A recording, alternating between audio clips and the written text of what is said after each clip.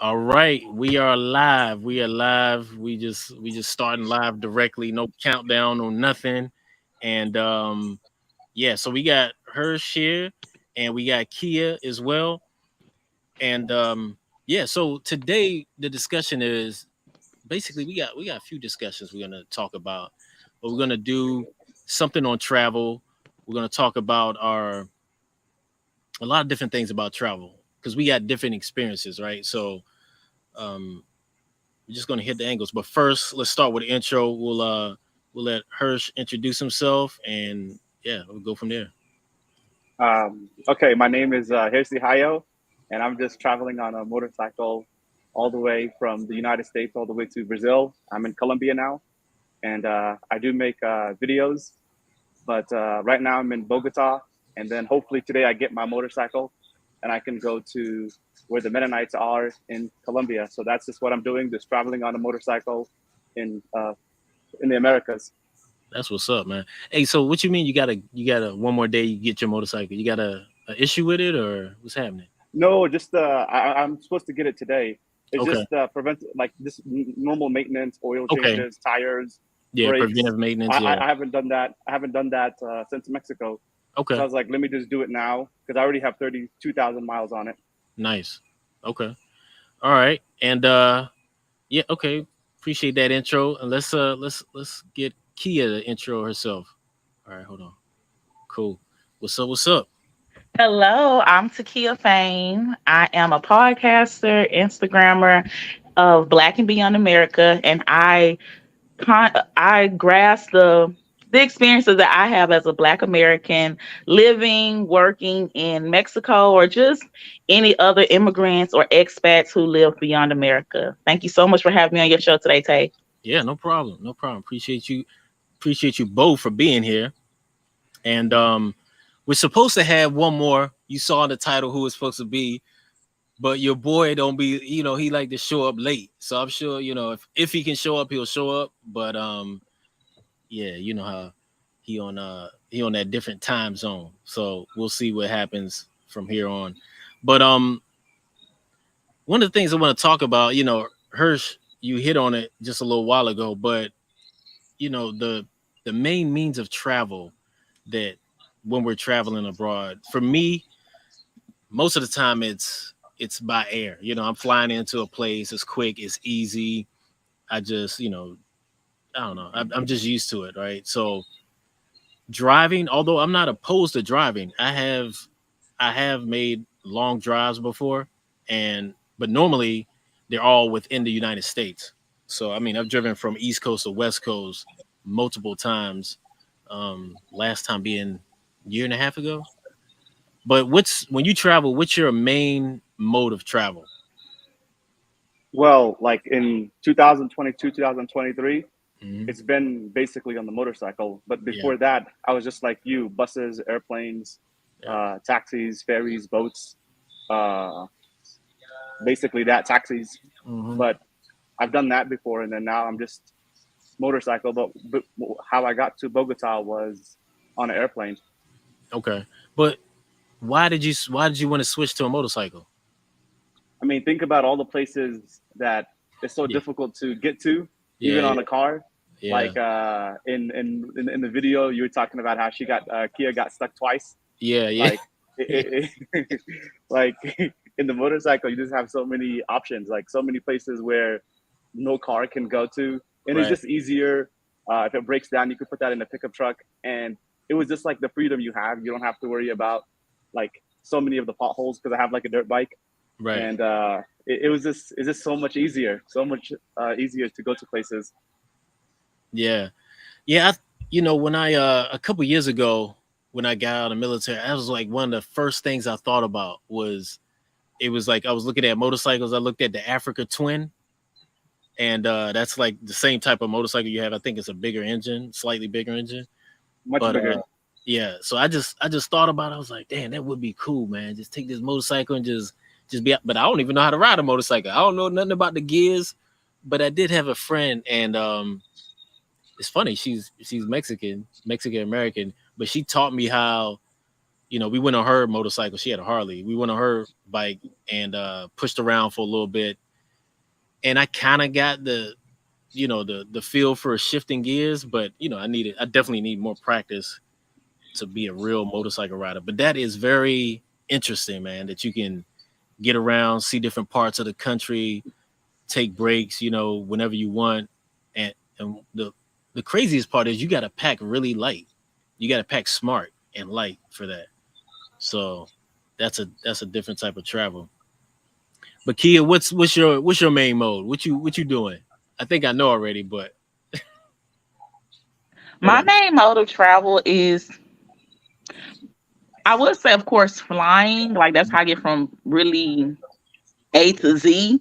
But Right. from A to B is by car, just because I lived in Monterrey, Mexico Okay. for 4 years, which is only 8 hours from my hometown, Houston, Texas. Okay. So when I need to get anywhere, like to work, the grocery store, to other smaller Mexican towns, to go Right. back from Monterrey to Houston, I did all of that by car.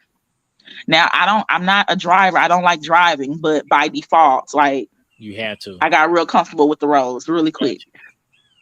When you say you're not a driver, you mean just back in the States, normally you wouldn't consider yourself a person that makes a lot of road trips? No, no. Okay. Just because out of fear, like I'm just fearful to be on the road, like road rage, police officer. So I really try to, if I can carpool with somebody, I don't mind paying for gas, Right, right. talking to you while you stay up.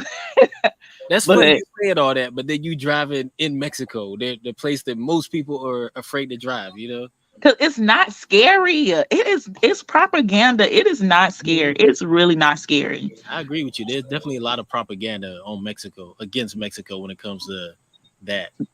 But yeah. I mean, we No, saw for you doing sure. it. We saw you doing it. Yeah, it's definitely doable. And like even what he was saying, because it's like in Houston, like on those roads from like Houston, Louisiana, it's a lot of just dead, just open grass. Versus in Mexico, there's like mountains, there's water, and I'm sure there's other parts in the United States. I'm not taking away from the United States beauty, but Right. just from what I'm used to in Texas and Louisiana, it's a lot Mhm. of grass and a Right. lot of sky, and that's it. Yeah. So I don't get that bored feeling when I'm driving through Mexico. It's just always, even like the smaller towns are so colonial, so quaint. Yeah. Yeah. Versus when if I drive through a sundown town, I'm clutching for my pearls, like in Right. Right. Texas. Yeah. So it's a whole different experience driving. When you say sundown town, what does that? What does that mean?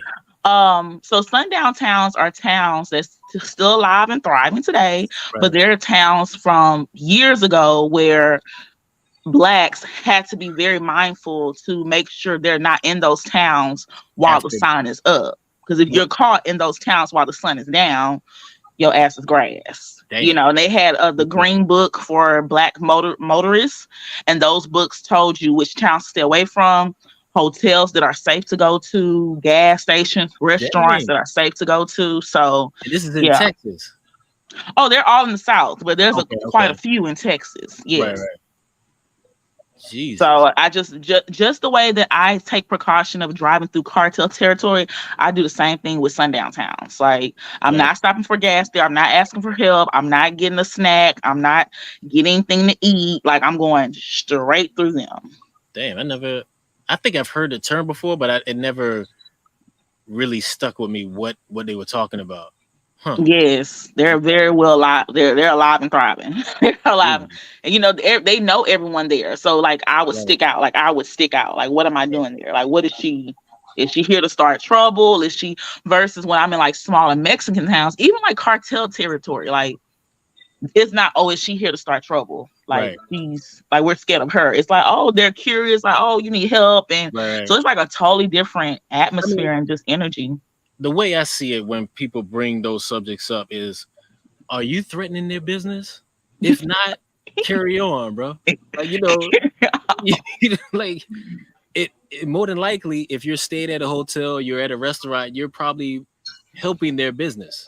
Mm-hmm. So you're a resource for whatever they're doing. I'm not saying that's what you're trying to do, but at the same time, long as you're not stepping on their toes, stepping on their territory when it comes to money, business, I think for the most part, people don't uh, mind you passing through.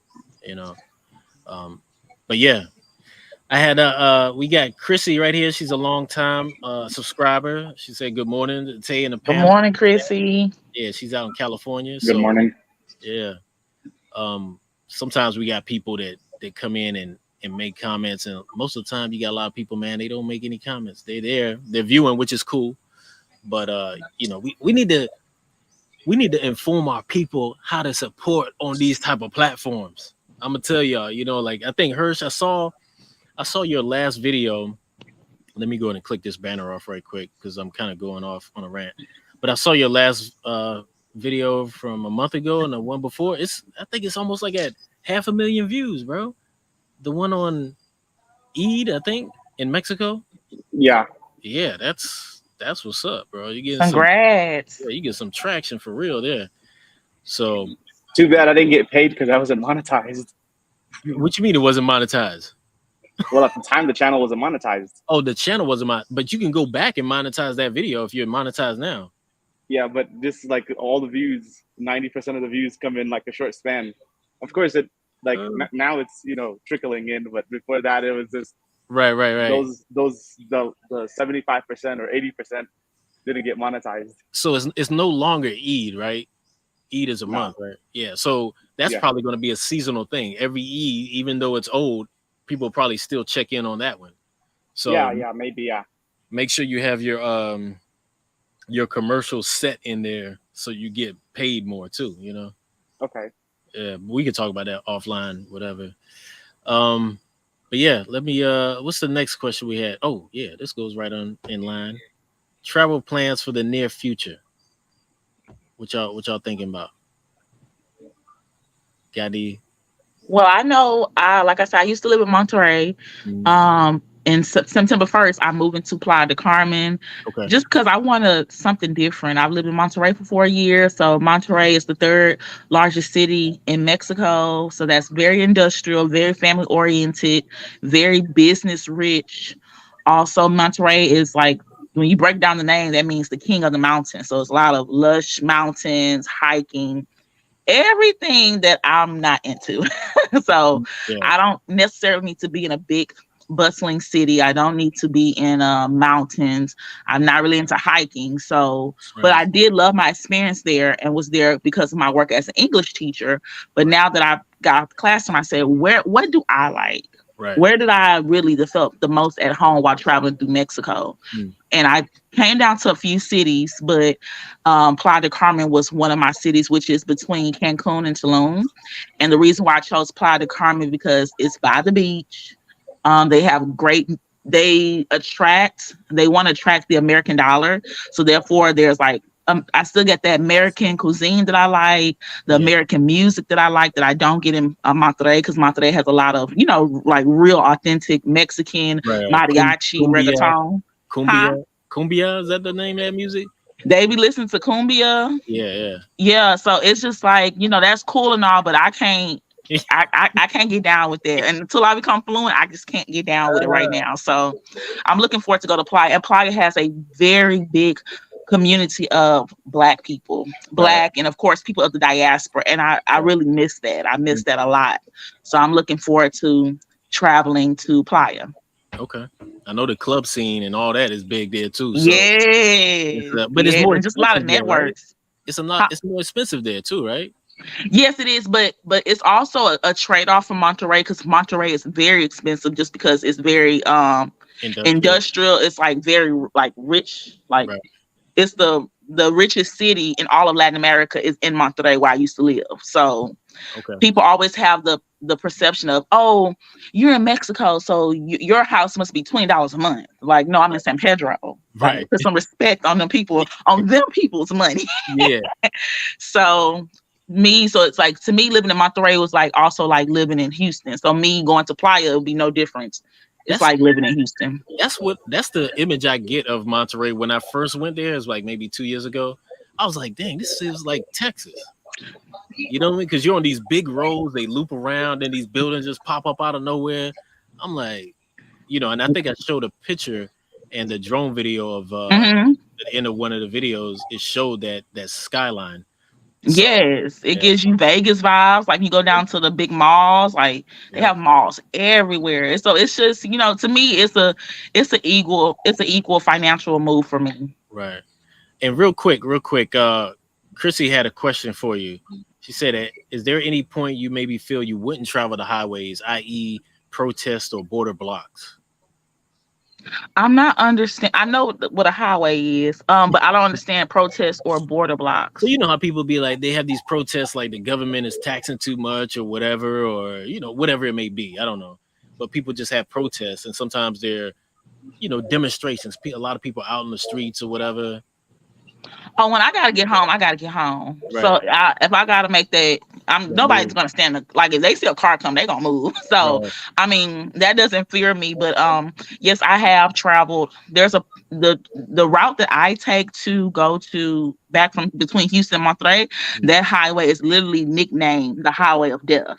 Mm. So that's the only route that I take because I'm not taking away from the people who have lost their lives on that highway, that have gone missing on that highway, and very unfortunate events, but I feel safe on that highway compared to other alternatives. So I Really. have that's the highway that I take just because like that's the first one I took 4 years ago. So I just kind of stuck with it. When I have took other alternatives, I've been like police will stop me and ask me for money, or Mm. there's like way more police stops on other Right. highways, Right. or maybe it's fine on the Mexican side, but when I get to the Texas side, it's way more like speed traps and state troopers like ducked off in those Gotcha. sundown towns. So Yep. I prefer the route through Laredo, which is the highway of death. Somebody, It sounds so bad, but he said, I'd that's the rather take the truth. highway of life. Yeah. Yeah. Cause Yeah. I sure be praying and praising on that. Don't get it twisted. I still be prayed up on that highway. But Nice. nothing's out the ordinary. Nice. And Hirsch, what's your travel plans for the future? I mean, here in Colombia for at least the next 2.5 months. I Okay. have a 90-day visa, so Nice. I'm gonna stay. I'm gonna I hear try to that. visit most of the departments or most of the states in Colombia, Okay. uh, and then of course just go down to Ecuador and Peru, and just go down south to Peru, Bolivia, Paraguay, Right. um, Argentina, and things like that, and Brazil.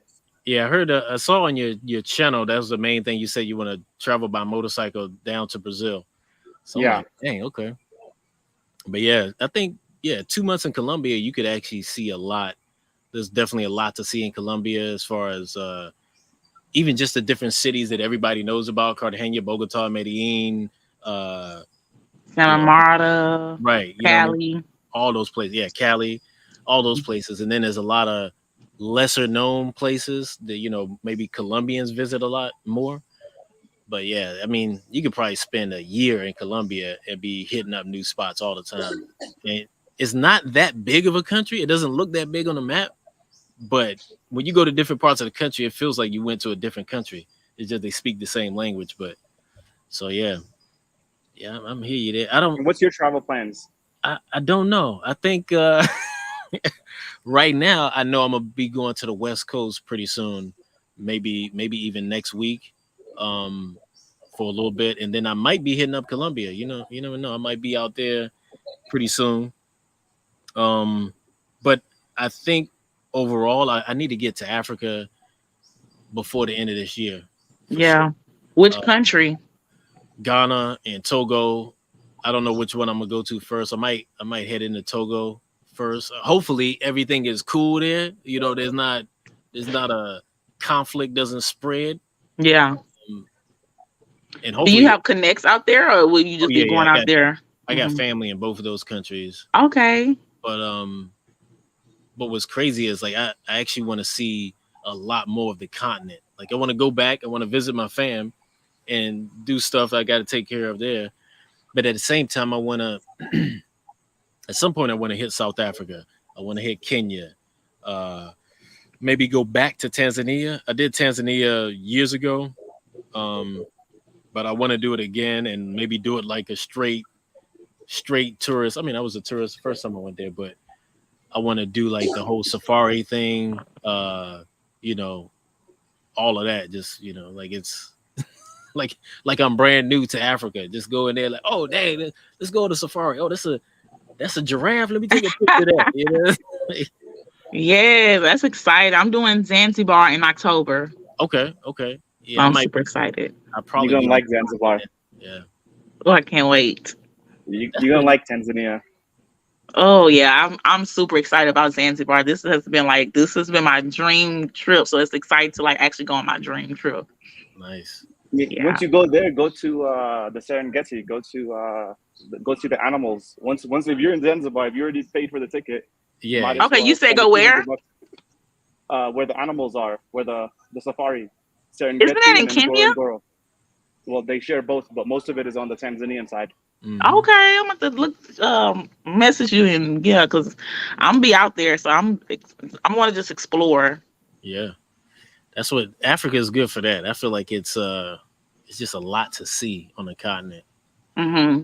You know. But that brings us to another question. Best things about travel. What do you, Kia? What do you? What's your best things on travel? My best thing about travel, because I am a solo traveler, I Mm. do literally 99% of my travels by myself. So Okay. my favorite thing is meeting new people and creating friendships. Mm. I always stay in hostels. So even though I'm solo traveling, I'm never by myself. So Right. that's my favorite thing. Just meeting people from different walks of life, finding something we have in common, whether that's just like a compliment and then we get it started. Right. Maybe they're my bunkmate. So that's my favorite thing, just networking and also keeping in touch with them. Like, hey, how you doing? I Right. remember you say you're from Peru. Are you in town? Like, can I crash on your couch? Or I remember you said you've been to Zanzibar. Can you give me your connect in Zanzibar? Right. So I would definitely say it's my interaction with other travelers. Okay. Hmm. And hers. What's your thoughts on that? What's your best things about travel? I think like the best things is to see what is like true in this world and what is not true in this world, Yeah. and then also like the ideas that you get. Like now that I've been with like the Mennonites, one of the ideas is like how important land is and how important farming is. Hmm. So everywhere you go, you get like a different idea. Okay. Like in Mexico, like on the coast of Mexico, Oaxaca, Guerrero, they do like a lot of coconut farming. Right. And it's interesting to see like all the ways people survive. Like, and that's probably the best thing is the ideas and how people survive. Yeah. Um, yeah. Okay.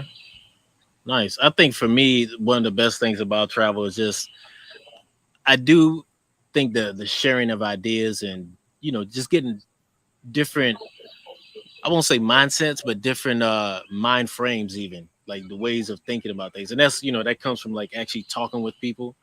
So you get to talk with different people, you get to see different walks of life. These are all stereotypical things that people say when you're younger, but then you start realizing like that's real. Those are real tangible things. It widens your perspective.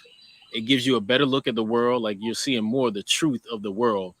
What it's actually, you see things on the news and they talk about this or talk about that, and you're like, huh? That ain't y'all missing the whole side of the story.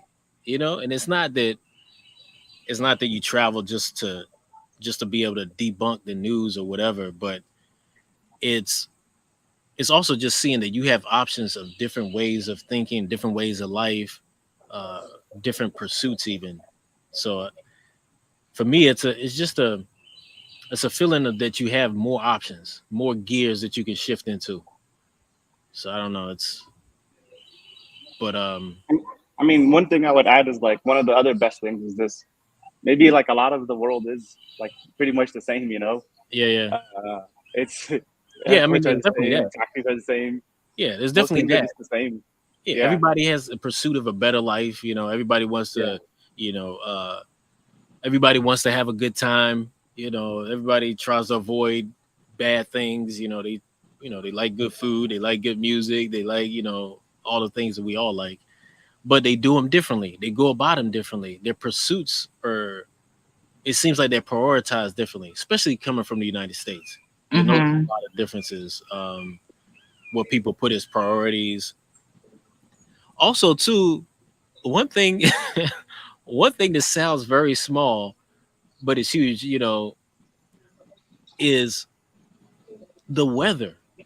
It sounds cliche as hell, but like places like Medellin, where the weather is always they call it the place of eternal spring.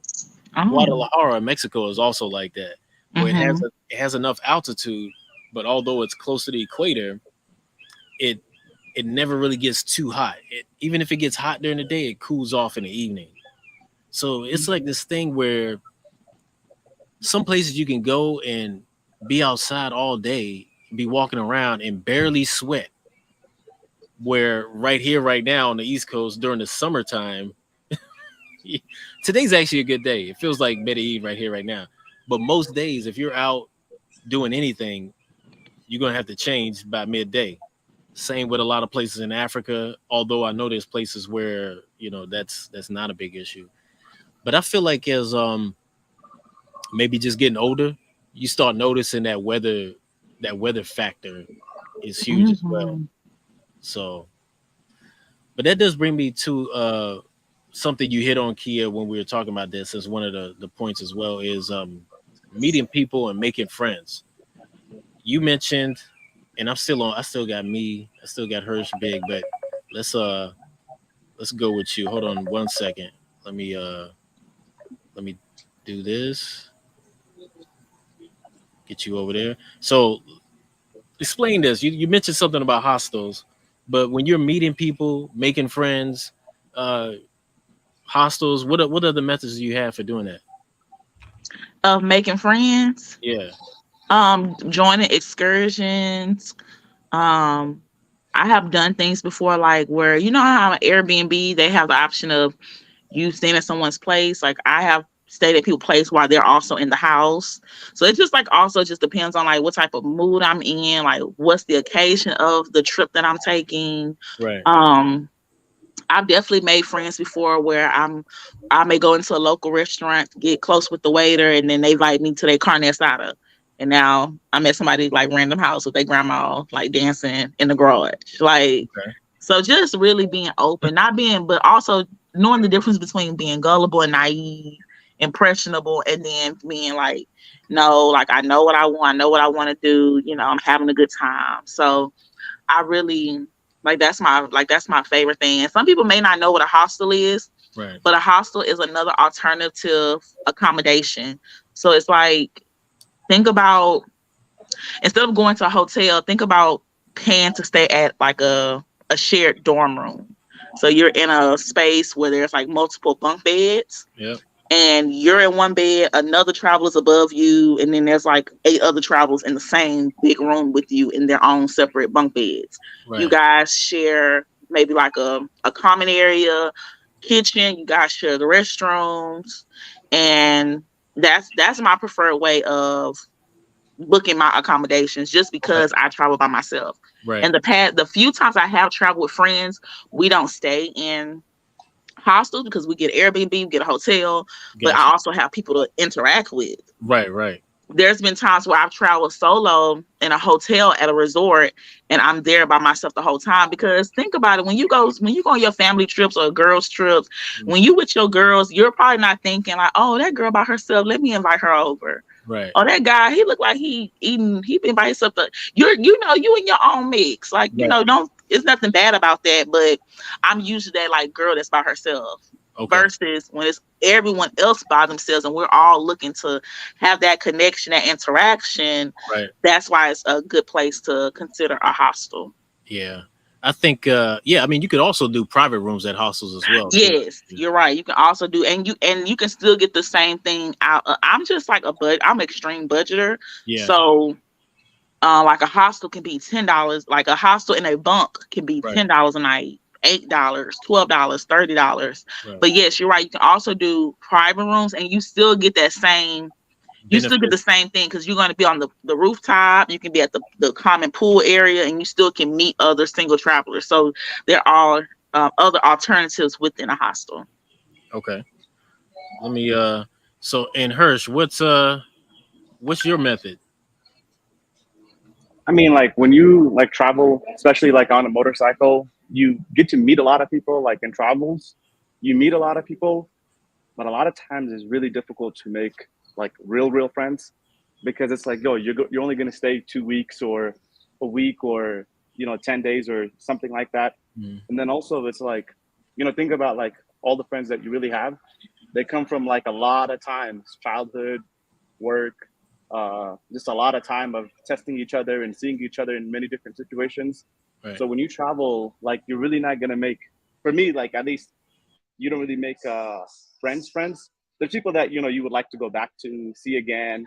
Like maybe your friend dancing or whatever. Like you go see the grandma again and have a good time a day or two, and then you're like, okay, that's it. And then in some countries you have to really think about like who's your friend, because a lot of times it's, hey, who are you? What can you do for me? And it's that WhatsApp number is, maybe it's hello, and then in a week or a month it's, hey, can you, $100 problem, $50 problem. And Yeah. if you go to Africa, you'll definitely Oh yeah. see that. And Yeah, in for Mexico, not so much. In Colombia, you will see it. yeah. Mexicans, uh yeah, Mexicans are they don't really ask for much. I mean, I had a Mm-mm. friend there for a couple years, and you know, I would come across the border all the time and hang out with her, and we go to different places, do different stuff, and I would always pay for everything when we go out, but she never asked for nothing. And I remember one time we was going out, I noticed like she wanted to go work out, but she was working out with the same shoes she was using for something else. And I was like, you want some shoes? I was like, I can bring you some shoes next time we're gonna be going to the gym. She was like, nah, you ain't gotta worry about it. I was like, nah, you get some shoes, man. Like it's because it was a thing that I initiated about like hitting the gym and all that. So, Mm-hmm. but yeah, I've noticed that in at least the the women I've dealt with in Mexico, they never really asked me for anything. Mm-hmm.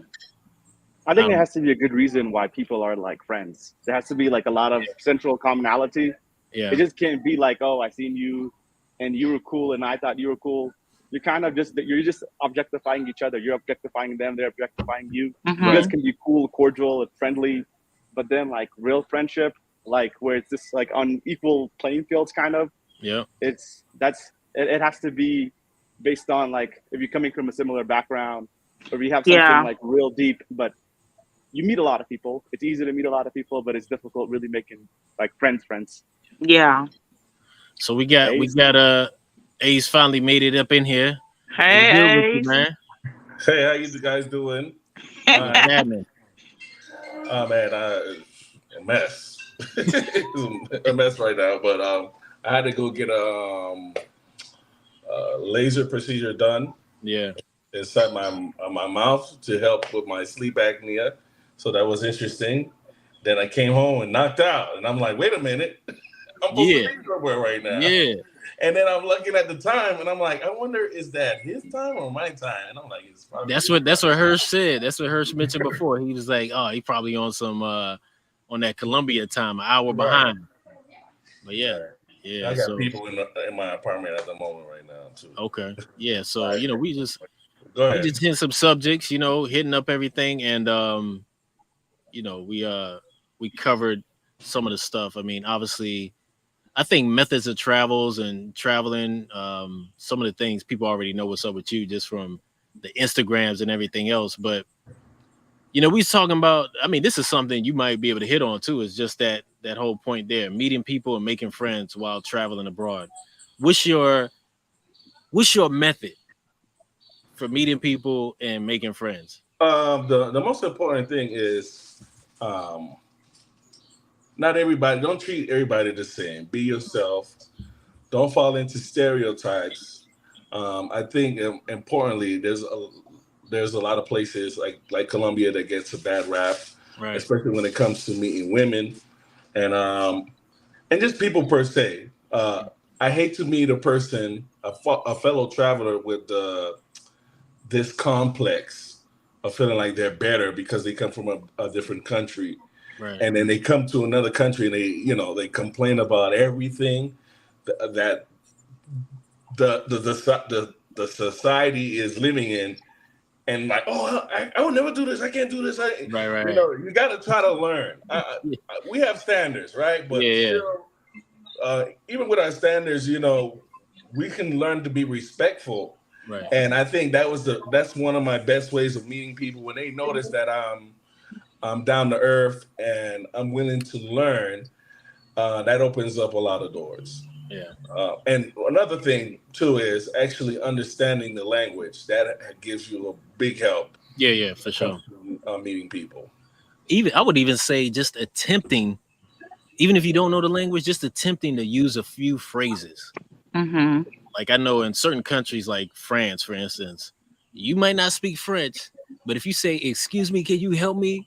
versus "Excusez-moi," like just those two words, "Excusez-moi," will at least get somebody to be favorable towards you, especially in Mm-hmm. Paris. Places where they're used to a lot of American tourists, I would say it's probably going to be even more important to try to Yeah. make that effort. But yeah, Yeah. that's a good point. But yeah, I actually wanted to hit up this one too. Uh, Worst things about travel, or let's phrase that differently. Let's say the most inconvenient things about travel. I I don't know. was I would say for me the most inconvenient thing about traveling is because just like Ace is saying, like the stereotypes, like me being stereotyped as like, oh, you're American, you have a lot of money, we're gonna upcharge you, and it's like, Right, no, I haven't lived in America going on 5 years.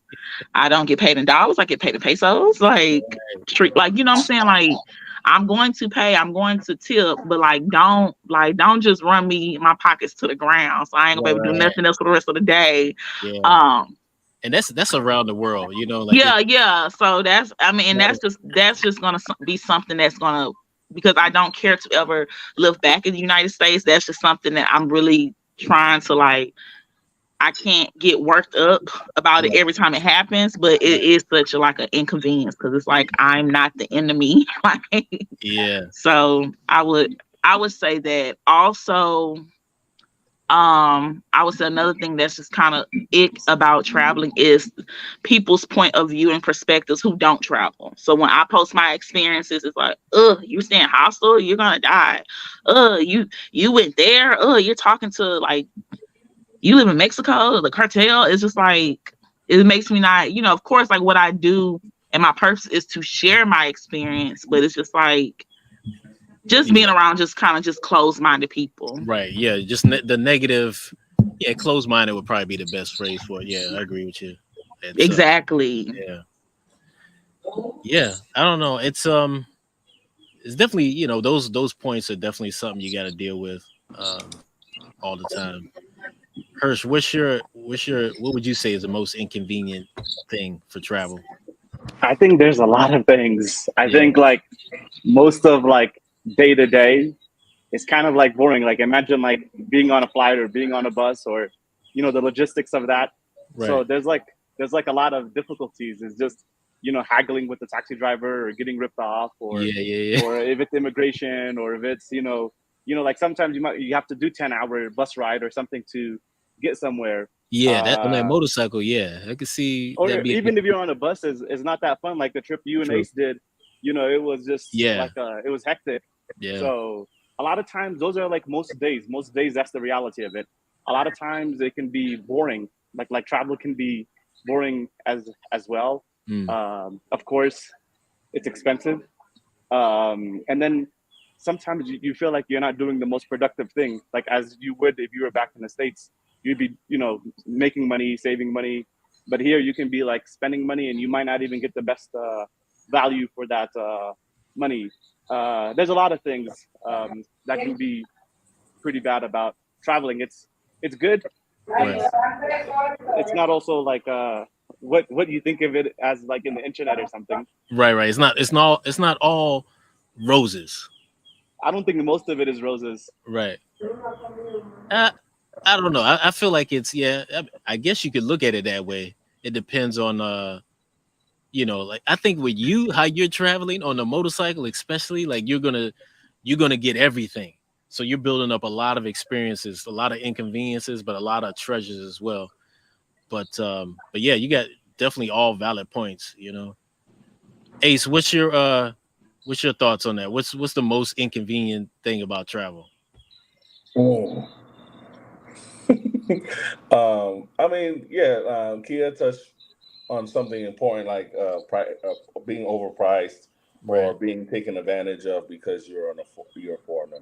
I Right. think that's one of those things that everybody, and then when I try to explain that to someone, for example, when I was in Jamaica, someone was trying to way overcharge me for something that should have cost around $10. Turned out to be like $30 charge, and I'm like, come on. And I talked about it, and there was a lot of people who took offense over it. Dang. Yeah, that I would even, even Haggle show with the their hand. guy. Well, or of course, they're gonna side with their countryman. If I think what it is they'll look at a traveler and like, you got it, come on, you got it. Right. Why you can't pay it? Or there was a point where there's a part where I'm actually negotiating price at a flea market. You know what I mean? Which is Yeah. normal in the United Right. That's what States. you do. Right? And now I'm doing it in Jamaica, and it's a problem.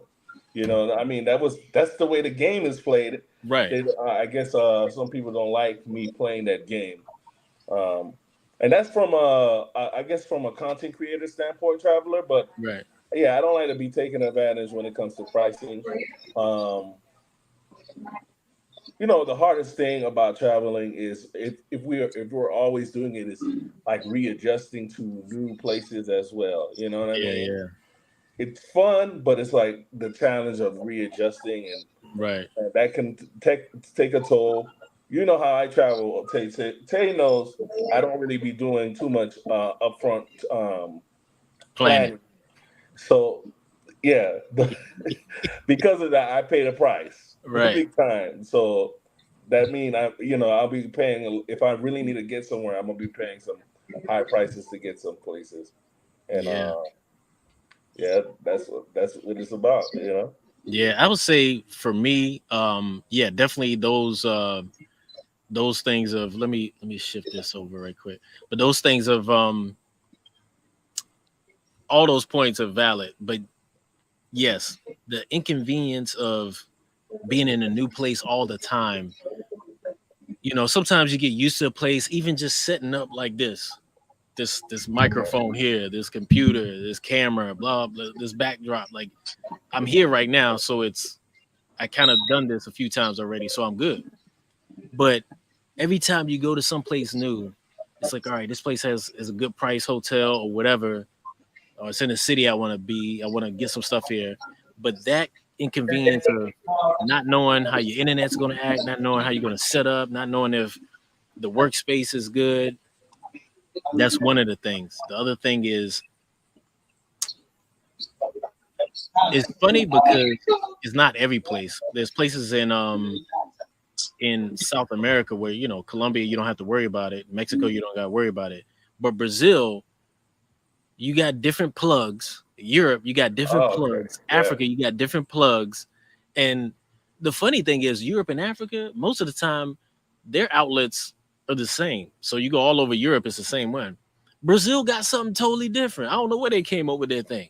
Like it looks like the European plugs, like two prongs, but they thinner or fatter. I don't know which one it is, but they don't fit because I had my European plug over there, and I'm like, I'm not at the airport no more. So you in Brazil. So this I'm in a part of Brazil was not a lot of travelers like Florianopolis. So you're trying to figure out a place to get this thing, and you're like, dang, bro, why does it gotta be this hard? And on that same note is data for your phone, getting a new phone plan. So I do have Google Fi, and Google Fi works great unless you're out of the country. I think it's like 9 months or more. If you're out of the country for 9 months, no, I think is it 2 months, 2 or 3. 2 or 3? Yeah, I think it's no. So what I heard is, I thought it was 3 months, but I think it's you. They want you in country for at least 3 months out of the year. If you're not in the U.S. for 3 months out of the year, they clip you. You know, If you're And it continuously works in outside, I have Google Africa. Fi. huh? And it works in Africa. Oh yeah, it Yeah, works everywhere. It works everywhere, and the data is pretty decent. yeah. But if you're out of country more than 3 months, they will, or if you're not in the states for more than, I don't know, whatever it is. I You think got it's to be three in the months. States for at least 3 months. I They think will it. clip you, and then you're off to getting, whatever you got to get. Now you can get the eSIMs online like Airlo and other ones, but they're pricey, so they'll charge you like, for $8 five a gig. gig, 5 gig in whatever country, and this country specific. So say 5 gig might cost you $40, but you can do it all on the app on your phone. So you can go to Starbucks, get Wi-Fi, get this app, get data, and then move around, but it's more expensive. So the only place I like, because I already got a chip for, is Colombia, and their data is real cheap. But every other place I go to, I just hate the process of dealing with that. Um, but yeah, that's what comes to mind when I think of travel. And then I would say, finding, if I haven't been to a place before, if it's brand new, then I have to find places I like to eat. Like, and I'm not a foodie. Ace knows this. I'll stick with it. If something's good, I'll eat the same thing 3 days Fine. out of the week. You know what I mean?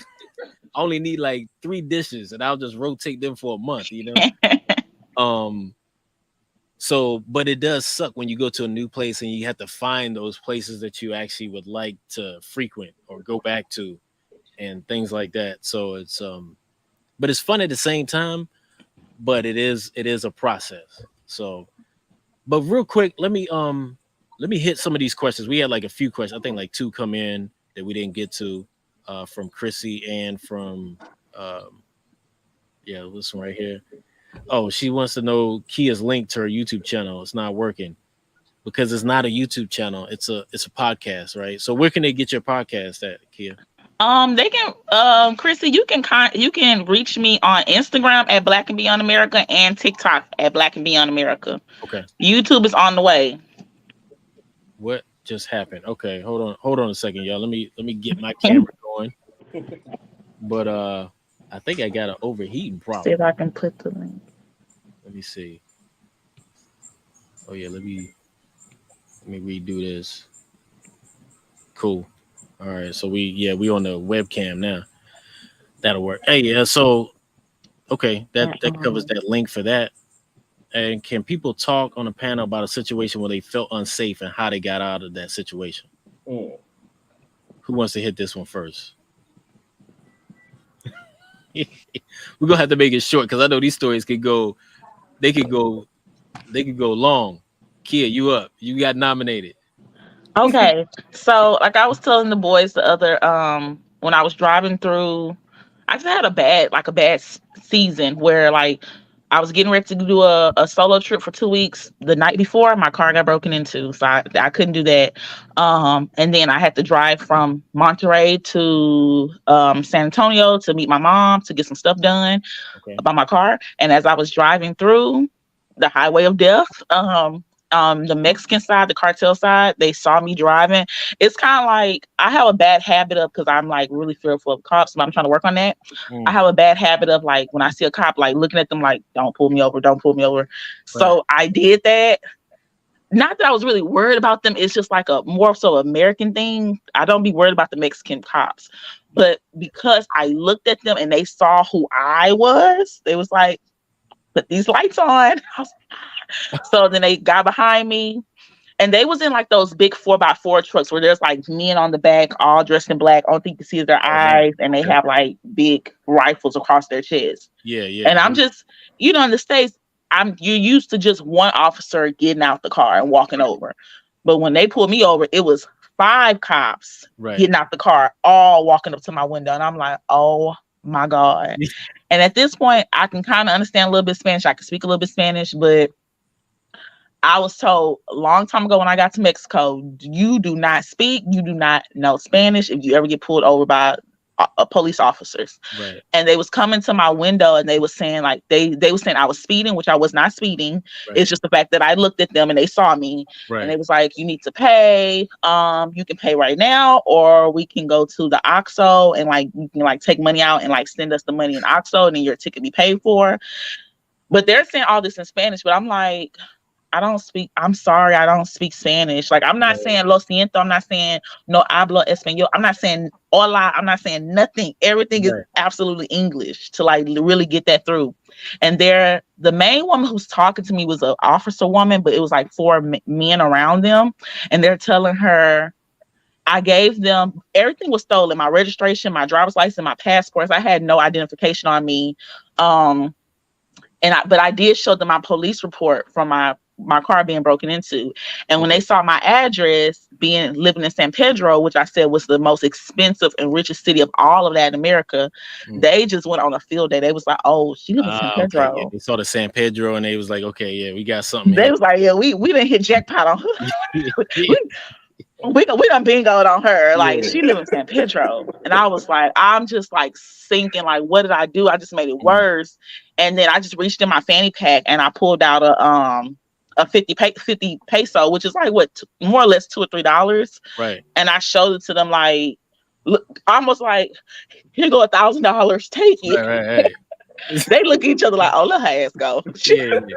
She We tripping. ain't let, got nothing. let, let her go. She don't know what she like, just Broke his playing head. clueless. Like, I'm sure this is a lot of money. Please take it. It's all I have. Don't hurt me. They Right. was, and I booked it. Like, I wasn't speeding at first, but I don't know why I started speeding after that. I was like, get me up out of here. Cause I was like literally 5 minutes away from the border, like Texas territory. So I was Okay. ready to get away. But I want to wrap it up by saying that even though I was scared, I was not scared for my life. I was scared of losing money. I Gotcha. was not scared of my life. Gotcha. So, which is a difference, which is like, these are 5 officers. All of them got out with their guns strapped across their chest, Right. Right. just, just naturally just They holding they on they to weren't it.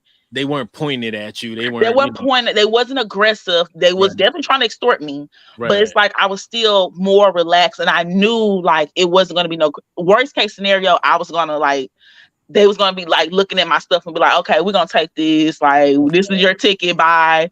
Worst case scenario. Worst case Right. scenario. But I still was not like, I need to call my mom was also on the phone listening. Oh, I okay. didn't think like this is gonna be last time talking to my mom. Like, Right. I'm gonna be on somebody's t-shirt. Like, even with all that, I still felt like I'm going to You see good. tomorrow. Like, it's Right. going to be an end to this. So it's like a scary, but it makes me think like, wow, what is it like to be Black in America Mm. and Black outside of America? Right. So Yeah, I'll that's say that.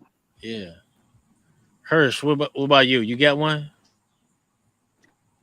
Hold up. Let me unmute you right quick. I think. Okay. Hold on. Yeah, you good.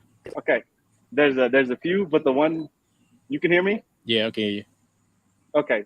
There's a few, but the one that I can like think of is when I was in Burundi and I'm filming in downtown in Gaeta, in a city called Gaeta, right in the middle of Burundi. And I'm filming, and it wasn't for YouTube or anything. It was Mhm. just like personal things. And then I see a cops in their pickup truck, and they had the three guys in the back, Right. like guarding.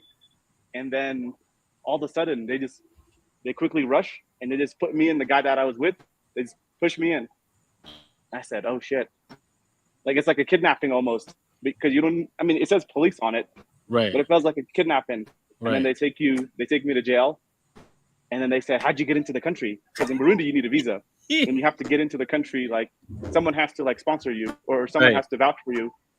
And I told them like, "Hey, this is the person that helped me get into the country. Right. What are you doing here? I'm just a tourist." They said, "I have an American passport, but I'm not born in America." And they said, where are you from?" I said, "America." And they said, "No, where are you born?" I said, "Well, Kenya." And then they said, "Nope, we don't want that answer." They said, "Who are you? Who are you?" Then it's like, okay, I'm Somali. I'm Somali. And I was there the whole maybe like 9 hours. They had to verify the story. They took me back to the hotel to verify the passport. They took my bag and there's like money in it, and they're like, "Hey, count all the money." So I'm like, okay, they just want money maybe, but Right. then they take the whole bag. I have everything in it, and they just take the whole bag back to the police station. And I'm like, what are they doing here? There's other people there that was coming in and out of the police station. And then the guy, I was just talking. I'm like, what the hell they want from me? And the guy hears that, and he's like, shut up, shut up. and I was like, oh shit, this is serious now. Like this is like I need to stop the joking. Uh, and they call the guy, they call Bujumbura, which is the capital of the country, Okay. to verify with their intelligence. And the guy, like after the end, he's like, hey, I thought you were Al Shabaab, and Al Shabaab is like a Somali terrorist organization. And Yeah. I'm like, why would you think I'm Al Shabaab? Like I don't dress like them. I have like a T-shirt. I'm in a camera in public.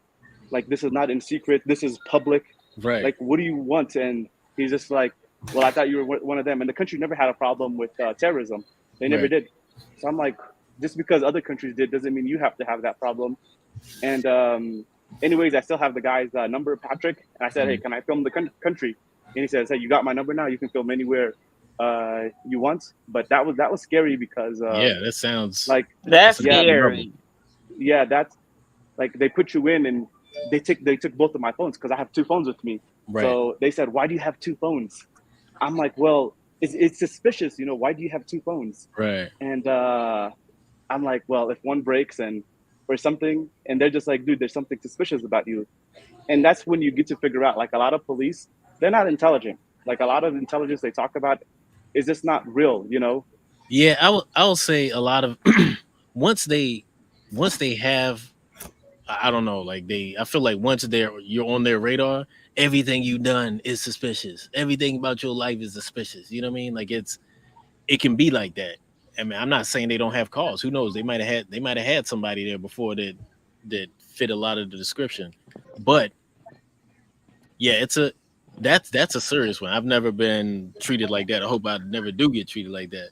But the best thing about that whole story is there was a Burundian guy that went to jail with me. He was one of these like bicycle taxis, Mm, and he's like, "Hey, buy me some food." And we go like I was traveling with him. I was with him in downtown, and that guy like on the bicycle, poor guy, we went to jail together.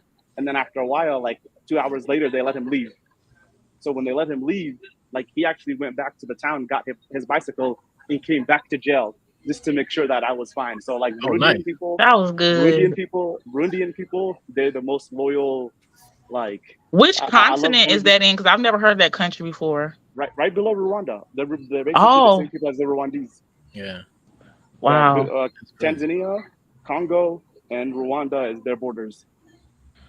That's what's up. Oh, okay. That's Yeah, scary. I might have to avoid that country though. No, no, no, That's no. all Good right. people. Good people. Okay. Good people. Good Yeah. people. Good people. It's it's right near Rwanda. It's right near Rwanda. It's a green country. It's a beautiful country. Um, it's it's supposed to be like the poorest country in the world, but they have decent roads. The Okay. people were okay, but they have good people, man. Like those people, they'll go to war with you. Nice. So like that's the best thing about Burundians. Okay. Well, that Hey, says a lot given the circumstances that you was in for you to still, hold on. I think Ace was muted. Let me unmute him right quick. Cool. Ace, what was you saying? No, no, no. I'm on Instagram telling everybody to go on your channel. Oh, okay, okay. Right, right. So what was the question? Right My there. mic kept, my mic. I had to switch to my computer because my mic Yeah, from man. my cell phone kept acting up. Yeah, I'm having camera issues too, so it's all good, you know. join the party. You know. But So so what mhm. we saying is like, have you ever been in a sticky situation that was unsafe, and how did you get out of it?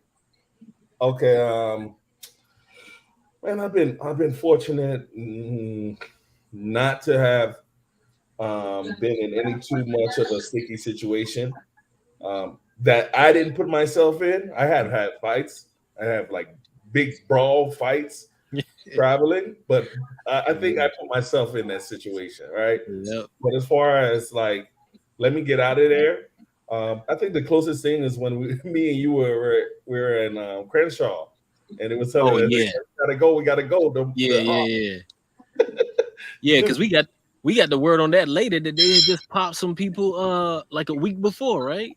For basically yeah, doing what we was doing. yeah. So so it was like for me, it was like ops. I'm living in South America. I don't know nobody about no ops or oppositions in America. We got to get in this car and go though. Yeah, man. So That was that was interesting. But I have talked to people who do a lot of humanitarian work. They work for I forgot the name of the organization, but they're always going to high impact rural areas that need help. Um, and so I was in Haiti. This is after the earthquake, and I met this gentleman, and he was telling me his stories about him going to Africa, these really dangerous neighborhood countries, because they're trying to help the people, get them some water and everything. And so I asked him the same question, like, how do you stay safe? And he told me um, the best way, the technique he likes to do, is he'll look for someone in the country he can trust. Generally, he'll try to look for a really good driver, and then that driver will be with them or for the rest of the day. Normally, the driver, if you find one, he's gonna want to keep you safe, because it can mean more money for him in the Right. future. Of course, you're gonna recommend him. Anybody go to, hey, go this guy. This guy's safe. He's gonna make sure you're safe. He's gonna bring you here. He's gonna know all about everything you need to do. Right. And trust me, drivers know exactly what they're talking about. When I went to Haiti, um, I'm back in Port-au-Prince, getting ready to leave, and I'm with a taxi driver. I met him before, and he's like, "Hey, stay in these hotels." I was like, "No, no, no, no, no. I don't want to stay in the hotels, because the hotels kind of look like maybe 2 star, 1 star, Right. right?" And bring me to the Marriott. He said, the Marriott downtown, man, they got manifestation over there. They always have manifestation over there. I say, Meaning demonstrations, right? huh? Protest This is slash the word manifestations over there, right? That's the first time, yeah, like protest. And yeah. I said, man, what's the likelihood of there going to be a manifestation today, man? Bring me to the Marriott. Yeah. So we get off the highway, we make that turn into downtown, boom, manifestations. I never see so much Haitians mixed up in the street, ready to do something. I say, Right. hey, he can't drive. He drive if he drive in that crowd, they're gonna destroy this car. So he had to turn and go right up into like some neighborhoods. Right. Right. He said, I told you. I said, yeah, you was right. You was right. You was right. So so he got me to the hotel safely. But it goes Yeah. to show you that, yeah, You it's gotta good trust to your local drivers. trust them, man. Trust them. They Yeah. know that what's going on, and they can help you. They'll look Stay out for safe. you, man. Just if you can find someone that they could, of course, take care of these guys. You know what I mean? Right. Don't do a little bit extra, especially if you don't know the country. Give them a little extra more, so they know, like, look, I appreciate your expertise. You keeping me safe, and I'm Hmm. gonna keep your pockets looking good until I get out of Yeah. here. You know what I mean? The best of Exactly. my ability. You know what I mean? To the best of Exactly. my ability. Yeah. Yeah. All right. Yeah. I'd say for me, there's been a few, but one that sticks out that's kind of unique and hopefully it never happens again was actually in, where my people are from in Togo, in Lome. But it was back in the 80s. So I was still a kid, but they had a lot of political turmoil back then. And I remember crossing the border, kind of like, I think Wody Marwa had something on his channel about that recently or the last year, crossing the border. But back then, I think if you gave them any bad vibes, they were they were threatening to throw you in jail and all this stuff. And I think I forgot how old I was. I wasn't even a teenager then. And they were threatening to throw me, my dad, and his girlfriend at the time in jail. And I remember for some reason they separated my dad from me and her. So me and her was in there with the police officer, and then she was getting all extra nervous, and I was a kid, so I started crying, and then they started easing up a little bit, but then we was there for like an hour. They was threatening to throw us in jail and all this crazy stuff, and I think it was just their way of shaking us down, trying to figure out what was what or whatever. End up nothing happened. We ended up crossing the border. It was all good, but I would say like a year later, I had family that was traveling back there and on leaving at the time, and they had military helicopters that were threatening to shoot people, like in the air, threatening to shoot people at that time. So that's like hopefully, like I said, like hopefully that situation never happens again over there. But you see what's happening in West Africa right now, some of that stuff that's happening. So I just want to remind people that Africa's a great place and everybody should visit, but don't take those situations when they're happening. Don't take them for granted because they can get ugly real quick. And people's, kind of like what you were saying in Haiti, like about the driver. You be like, oh no, we good, blah blah. Like, nah, if you got some people on the ground there, they gonna tell you what's really going on. So that's the best bet. If you're, you see things happening on the news, talk to people on the ground. They be like, oh well, nothing's really going on here. Then nothing's going on.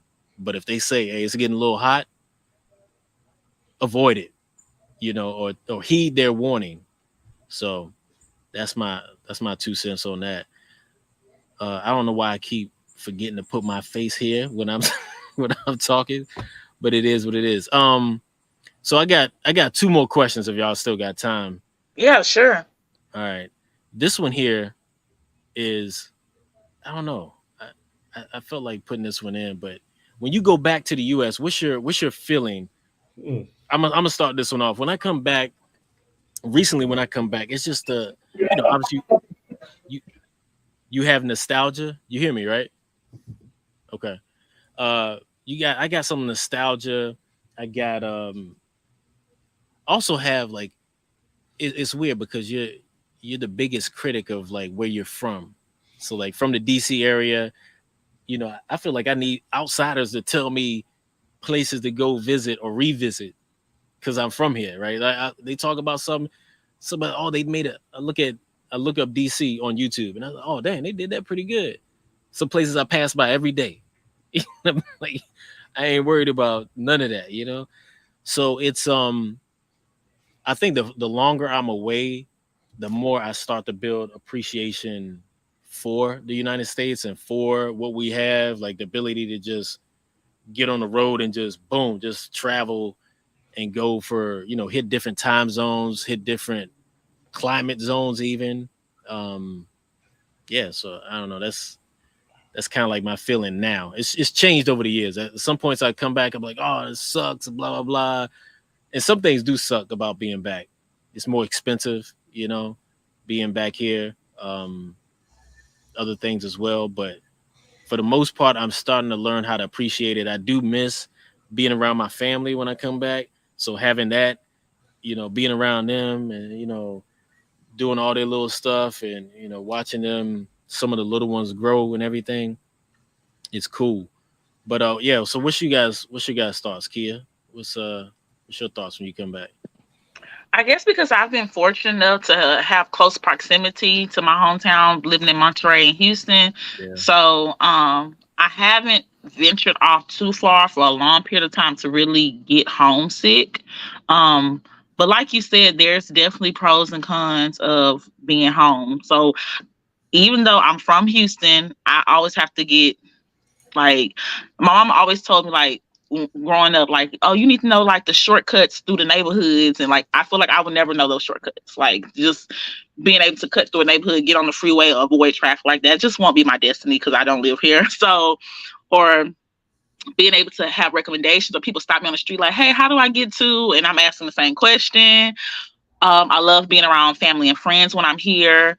But I guess like the main thing with me, especially me being like a plus size content creator, like when I come home, when I come back to the States, like I shop because that's another going back to another inconvenience. Like if my swimsuit breaks and I'm in Cancun, I'm wearing my bra. Like there is no, I can't find no swimsuit in Mexico or like shoes. Like I have big feet, so like I'm just barefooted on the beach. Like so when I come here, I have to rack up, and I am not a big shopper, but I have to force myself to like do that. So it's like a bittersweet. I also feel like I spend like a large amounts of money when I'm in Houston Mm. because I just feel like if I don't get it here, like what I like now, I'm going to do a stretch without having it. And Yep. it's just like I'm just not that type of spender, so it really hurts me to have to spend all that money when I'm here. But I like the quality. So those are like the pros and the cons, or how I feel when I come back home. But best believe I'm here for a good 2 weeks. I could be in Houston for 2 weeks and I'm ready to go back. Like,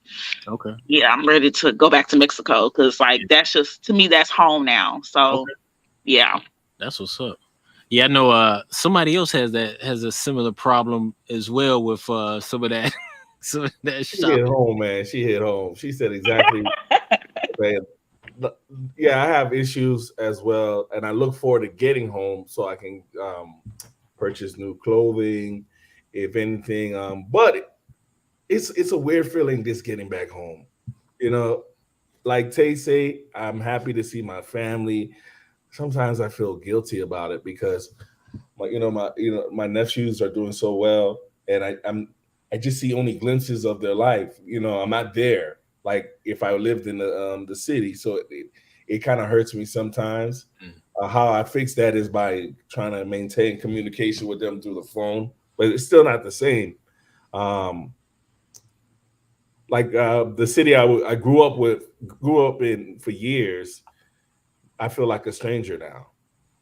The Yeah. places I would frequent go to, I am not a regular no more. I feel like, oh, y'all don't know about this. I was here. Man, move out the way, player. You know what I mean? You knew now. You know what I Yeah. mean? It feels like I lost a lot, but you know, the world is so big. I want to see it. You know what I mean? And so that's the drawback. Yeah. I do feel like survival or remorse sometimes because Mhm. I'll look at what what my people go through. When I say my people, I'm talking about my friends and family, and I'll look at like I ain't got to deal with none of that right now. You know Right. what I mean? I'm not even thinking about that, Right. and and I'll see how like living in countries like America could help brainwash you, and people get crazy over whatever is happening in America. And I'm like, what? I'm not even watching news anymore. And so I'll see it, and as a content creator, I'll see it through the comments how propaganda will like drive people nuts, and America propaganda. With that being said, though, I still believe I'm privileged to be born in America.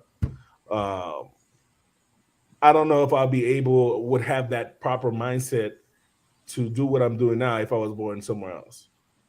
So granted, there's nothing different, besides me just having that mindset. But America, I believe a little bit more that I could do things and like live out the country. Yeah. You know what I mean? Yeah. We got options, a few more options than And most then places. me meeting people and understanding that, like I've been to Venezuela, and I know people who just are trying to get out the country because financially it's not going to work. And so then I've gone to Mexico where security is a big issue in certain towns, so I can see why they want to leave. They want to be in a country where they have security and it's accountable for. Y'all want to do some cartel stuff? Okay, we call FBI. You know what I'm saying? Yeah. If you want to, if it would go down like that, it's not happening like that in Right. America. All right, extortion is like on a different level, not for someone that's on a regular, just trying to open up a business. That's something that people have to worry about in certain countries, transitioning, like dealing with people who feel like we owe them or something like that, and that's another thing too. Like right now I'm in limbo state. Although right now I'm not in Colombia. You know what I mean? And though I'm from America, I'm not there right now. I'm just Right. limboing it. You know what I mean? Oh, something happened. Oh, what happened with your the law? Oh, they doing that now? Okay, all right, I go to another state, that country. Oh, okay. You know what I'm saying? If I don't like what the rule is. Oh, what's happening in America? Oh, they doing that now? And then I get nervous too. Yeah. Being away from your family, you don't want to miss something important. So that's when and the further you get, that if you get more anxiety sometimes. Yeah. So, but yeah, that's how my feeling is. And she touched bases on it's expensive. Yeah, it's expensive. What? It's not $3 to get from here to Yeah. 100 bucks from here.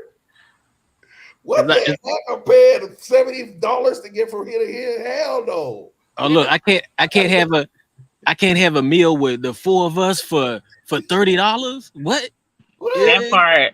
yeah. Chick-fil-A charging me $12 for this sandwich. Yeah, like hold up, bro. That's how I'm judging the economy. How Chick-fil-A prices are. Yeah. But yeah, man. Hirsch, what you got on that? I know you said you're Somali born, but what you did grow up in the States, right? You spent some time in the States, right? Yeah. I think you're muted. Let's see. The last 23 years. Okay, nice. In the States. But I think the feeling is work, money, Yeah. money, money. Like Yeah. where you have to be productive. Like everybody else is productive. Everybody else is thinking about money. When you're away from America, you're there for traveling and enjoying yourself, and you're there to waste money. And then Yeah. in the States, it's like, wait a minute, like I have to. That's when you get in the mindset of, okay, I have to have children, I have to be married, I have to make money, I have to buy a home, like Hmm. to be responsible because that's where your family is, and then that's where like the whole culture is based on money, money, money. So the feeling is once you get past the stressful immigration uh, and asking of like dumb questions, at least for me, and then it's work. It's work because everything is expensive, and then that's where you are like making money in, you know. Right. So it's the feeling of the stress of okay, now I have to man up and And make get it. money and make a life. That's the feeling. Yeah. Yeah. That's all. It's all. All of us. I think hit. I would say I agree, and I feel the same way as everybody else on all those points. It's just the things that I brought up first are the things that first come to mind when I think about it. But all of those are very relevant. I feel all those same things. But there were a few questions in the chat, but I want to hit this one, and this is like the last topic that I have. And I think Kia kind of hit on this when she said feeling going back to the States, but useful technology for travel or social media, or while you're traveling for your social media, or even for traveling. Persis, you on what's your thoughts on that? Get back to me on that one. Get back to me. Okay, all right. Kia. Oh, I was about to nominate Ace to go first. Okay, okay. Let's I'll go do it. Let's first. do All right. it. This right here. Okay. Yeah, Um, the iPhone, Apple. when we talk about technology and social media, I eventually just went for this. I don't, it's a really good camera. You can film and you can share without giving people your personal information. It really hit home when I went to Antarctica and everybody had amazing videos of me. And I didn't want them to get my number or something like that. They had to email it to me. You know what I mean? And I was like, oh, and everybody was like, by our powers combined, Captain Planet. You know what I'm saying? And AirPower or AirDrop. Yeah, airdrop. I'm like, wait a minute, I want to get to it. Me and this girl had Android, and we like, oh, we got airdrop too. What's going on? We the only one with it. Me and her, we like, oh, we gonna figure it out. Like, yeah. But everyone else had iPhone, so yep, it's a useful. So I purchased this as an investment. This is not always going to be my main phone because depending on where you're at, people target people for phones like this. You know what I mean? So be careful with your iPhone having it out, but it is pretty useful in yeah, my opinion. cool.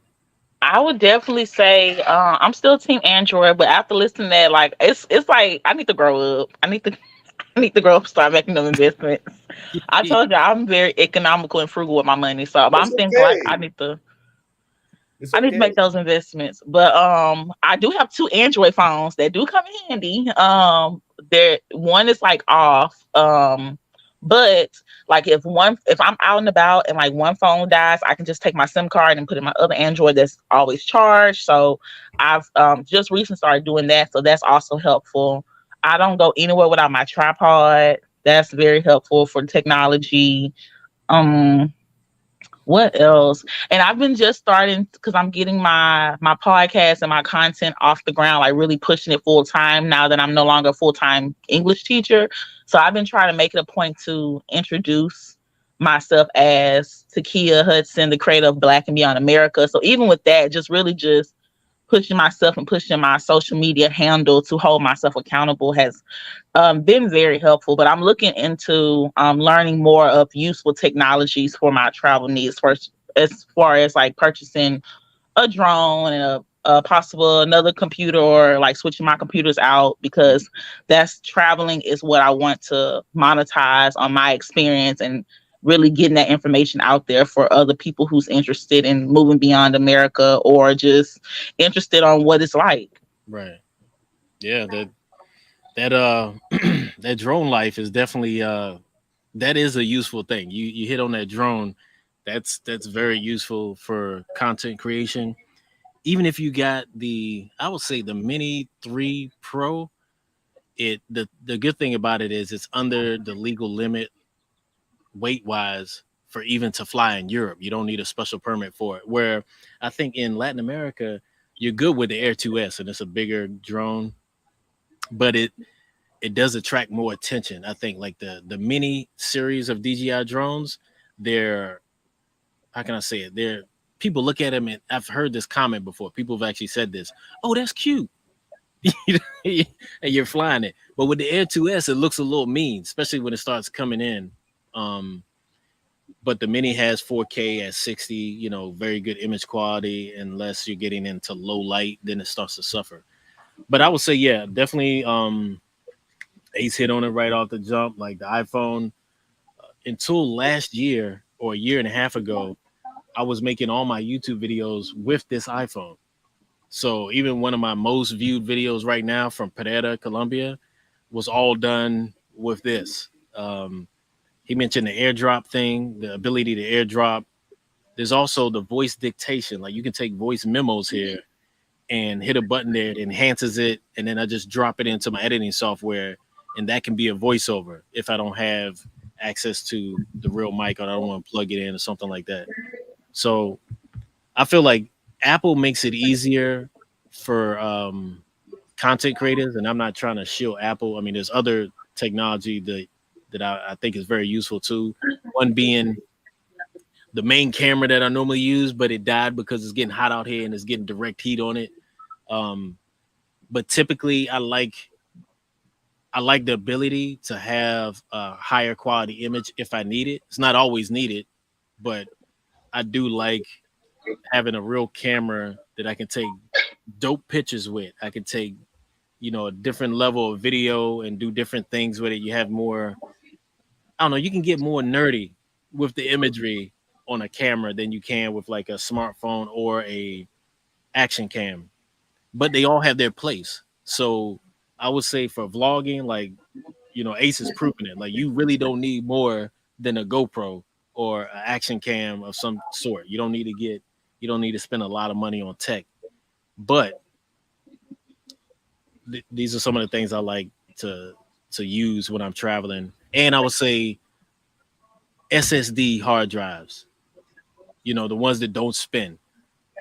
There's different companies out there. I like to use the Samsung T7s, T5s even, but they're very durable. They're hard. They've come down in price. So I think you can even get a 4 terabyte one, and they're, let me pull out the size of it right now. If you don't know, some of y'all know already, so it ain't showing you much. But yeah, this little thing right here, how thin it is and everything, is 4 terabytes on there. They have the same size. That's 1 terabyte, half a terabyte, but it doesn't. It's the same size, so they're durable, useful.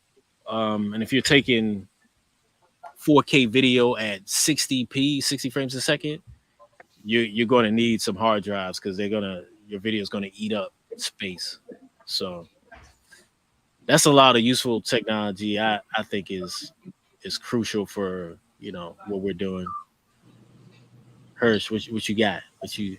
I mean, I got like some of the same things. Like, make sure you have like a action camera. I think Yeah, it's better to have like an action camera than your phone, yeah, because like if you lose this, you might lose $320, and then if you lose your phone, someone snatches that or something happens, true. you're gonna lose a lot of money. I Yeah, think just like how small this is, it hmm, doesn't intimidate people. Like when you're filming, things like that. Give yeah, yourself like a small little whatever, just a little selfie stick or whatever. yeah, Useful things like a microphone, having like a good microphone mm, that blocks out your sound, because sound is very important. right, But another thing that's super, super important, I would say, is having like at least a computer or having two phones, because if you lose something, like our whole identity is based on like your bank sending you a text message, a website sending you a text message. So Yeah. if you can't verify yourself, like if you lose your one phone, like, and how are you going to get, your bank to send you a code so you can log into a new phone or things like that. So you better I would recommend like having multiple ways to verify yourself, Right. uh, having a password manager, and just being authenticated in multiple different things. When it comes to banking, make sure you have at least two debit cards. If one fails or if you lose one, you have another one to get money from the ATM. Make sure you have, like, you're just already set up with like World Remit or even Western Union or apps like that, where you Yeah. can send yourself money or someone can send you like money. Because things like when you're traveling, like you lose things and things happen, and you Yep. don't want that to be like the end of your trip. You might as well go buy like $150 phone and just, like type in your password, Reinstall. reinstall your apps and stuff, Yep. and then you keep it moving. But if there's some people, they have to really like go back, because everything they have, they're gonna send you through your phone number. So yeah, make sure you have something like Google Fi, Hmm. or things like that. See, what I have now is like a number barn. So I have like my US number, and it's backed up. Like it's backed up a company called like Number Barn, and they basically, if someone sends me a text message, I can see the text message. So anytime website sends me a code, verification code, I still receive the text message. If you type Okay. it in, it's called Number Barn, Yeah. and you pay like maybe a few bucks a month, $2 or $3 a month, and they keep your number. Like they Okay. store your number, and you can receive text messages. But those things, like I've had where I've lost things, and it's like a pain getting verified again. So maybe one computer, one phone, or two phones, or even Yeah. like a cheap tablet or something, just so you can like, if you lose something, you can get it. Some people would say like having like some cash on you, um, some US dollars, like in Yep. case everything fails, you have a few $100s to get out of a A place. situation. Yeah. So yeah, those are some of the things that I can say. But SSD is very important, because throughout the course of your trip, like it's gonna fill up your phone, and you're gonna need a place to offload, or your GoPro or whatever. You're gonna need a place to offload all that footage. Yeah. I would say the one thing you hit on too with the phones, like that is another plus of Google Fi is actually that the fact that Google Fi in itself is you can make your calls and view your text messages online, like on your laptop even. So if you needed to verify something or have a text message come in, whatever, you can get it anytime you log in. So it's kind of good in that way. Um, but yeah, there's the other thing too about the iPhone I didn't mention before was I think with the 14 Pro, Ace, you tell me, do they have a SIM card tray on it or no? It's all eSIM. Depending on where you purchase it. Yeah, so in the States it's only eSIM, so you don't have a SIM card tray. But the benefit of having that SIM card tray is you can have two numbers going at the same time. You have a SIM chip in there and an eSIM. So if you have Google Fi on your eSIM, you can also have a local chip in there and have both numbers pumping at the same time and prioritize one for data or one for calls or whatever. And you'll see the two things on there. But having a second phone definitely it's still a need because you get swiped for that one and you still need to be able to back up some things. But yeah, that was that's And I that's would all definitely say also just sharing your location, like on your technology. right. That's Yes. very important and it can be very useful.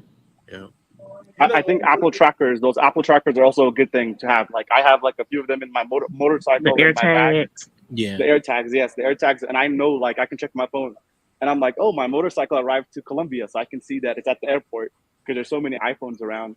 So like even when I'm sleeping, like if I get worried, I can just check my phone and be like, oh, it's 300 meters away or something. Mm, So I would just say get that in your wallet or in something.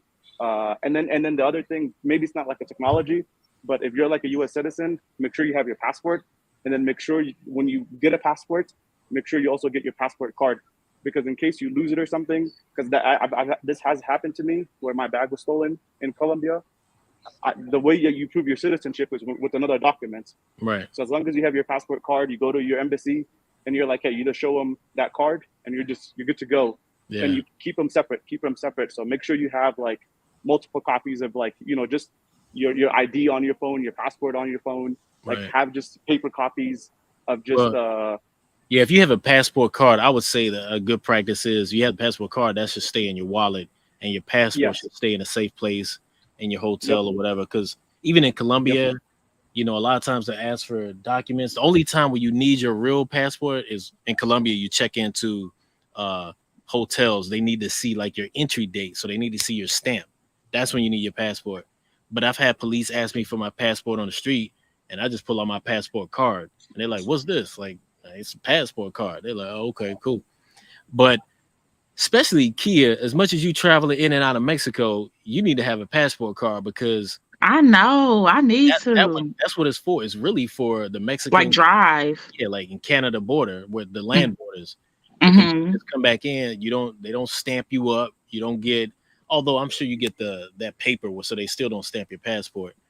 But if you're flying into Mexico City or different parts of Mexico, you can just use your passport card, and you don't have to worry about them filling up your passport with stamps. So, Okay, that is another benefit. You're right with the stamps and stuff. mhm.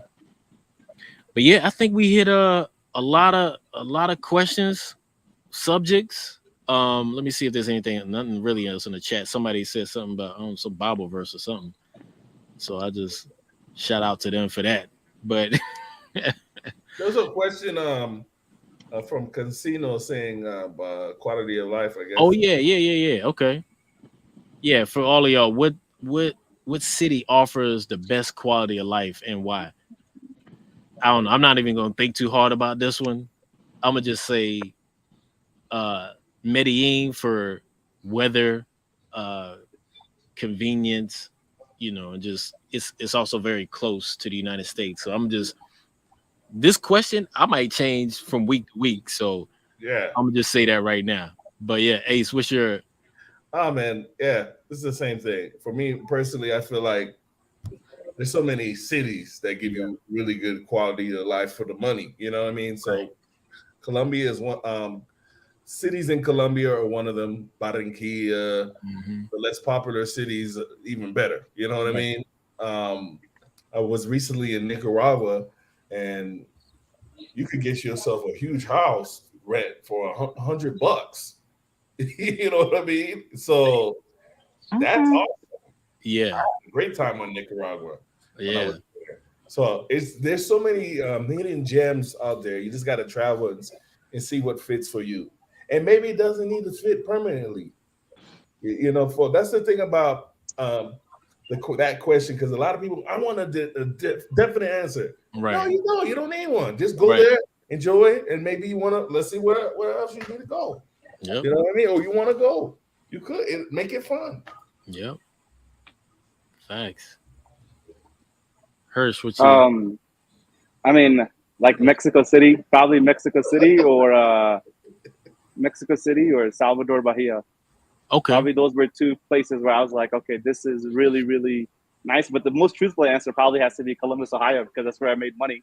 That's where I've been able to save money. Oh, So the okay. quality of life, like Yeah. life Yeah. is easiest there, and you save money and you're making money and your Nice. bank is increasing. So probably Columbus, Ohio. Yeah. Shout out to Columbus. Yeah. In Salvador, I need to get out there. I need to get out there for It's a sure. nice place, man. Yeah. All right, Kia. What's your take? I would say I'm just most experienced in Mexico. So outside of Mexico City, if you're into like the big fast life, Right. culture, food, Mexico City. But I would also say if you want something a little bit slower, Guadalajara. You still get that culture, you get that food. There is a black community in Guadalajara that's really strong. They get out, they do things out there. Right. And if you need the beach like I do, I would say look into the coast of Oaxaca. So you Okay. still get you get everything that Guadalajara can offer, but you also get the beach life, like the slow Yeah. beach life. I do like Guadalajara a lot. I feel like it's like it's. I don't know. I think some people have different takes on it, but yeah, I did like my time in Guadalajara. Me too. Me Yeah. too. But I think that's about it. Everybody, I want to thank everybody, all the guests we had for the chat and supporting this, what we doing here, travel. And this will be put together probably in another day or two. I'll chop it up and leave it on as a podcast. It'll be under the podcast travel talk podcast segment of the channel. Um, but yeah, any other questions or anything else anybody wants to leave off with? Hit them up with your social media. Everybody knows Ace's channel. You changed your name up. You changed it up to Ace DTVL. What's going on? Yeah, so I changed it so everything could be uniform. Okay. So if someone just types it in, you get everything. There's a lot of blocking going on when it comes to certain platforms. So don't like you telling people to go here. So if you make everything uniform, Yeah. used to searching, and then they'll see all your other stuff. Gotcha. So that's what I'm doing. Okay. And Hirsch, you're still doing your thing on your channel as well. Your link is in the description of this video, so they can hit you up there. You got any other platforms or anything? I think you're muted right now. Just like now that I'm in Colombia and my motorcycle is fine, I'm gonna finally start editing the videos. I still haven't done the Muskis, the El Nacimiento video, and there's 20 videos I have to edit. There's about 20 videos. Yeah, so, yes. Some of us in that same I finally boat. got time. So, yeah, I gotta do the same thing. All of us in that same boat. Yep. Oh gosh. That you guys can contact me at Black and Beyond America on Instagram, TikTok, and I'm on Spotify if you want to hear some of the people that I have actually interviewed, Black people who live beyond America. Okay. That's what's up. So, all right, everybody. Thank y'all for tuning in and hanging out with us. You know where to find me. You on the channel right now, Tay International. Although I am messing around on X or Twitter, whatever they want to call it. It's I think it's Taynology is what I got there. I'll have to push that out later. But the main thing is YouTube. So go follow me there. It's blazing out here in this East Coast heat. I'm about to die. So what'd you say? You look like you're in the plantation right there. Oh yeah, the East Coast is a plantation, bro. Yeah, the whole East Coast is a plantation. I looked at that with that first camera. It was like this guy's in the plantation or something. Yeah, bro. The whole East Coast is plantation culture, bro. That's what it's all about. People be out on the porch eating whatever, drinking sweet tea. That's all plantation activities, man. You know what I mean? But yes, it's a good typical East Coast summer day. Appreciate all y'all for hanging out with us, and check out the videos from all of us here, all the creators here. Support what we're doing, and we'll keep giving you what you need. All right. Appreciate y'all. Thanks, Tay. Bye, y'all. Bye. Thank you. Thank you, Ace. Thank you, Tay. Thank you, Kia. Have a wonderful day.